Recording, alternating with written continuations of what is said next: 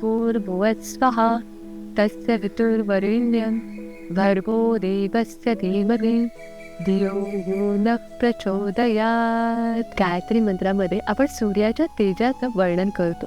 जसं सूर्य देवता स्वतः जळत राहून या पूर्ण जगाला प्रकाशमान करतं, तसं तेज आपल्या बुद्धीला यावं यासाठी गायत्री मंत्राचं चॅन्टिंग आपण करतो. बॉडीमधून फील गुड हार्मोन्स सिक्रेट होत असतात, त्यामुळे आपण ब्लिसफुल स्टेट अचीव्ह करू शकतो. सुखाला नेक्स्ट फेज आहे दुःख, पण आनंद हा चिरकाल टिकणारा असतो आणि तो आनंद हा निस्वार्थी कामातून मिळतो.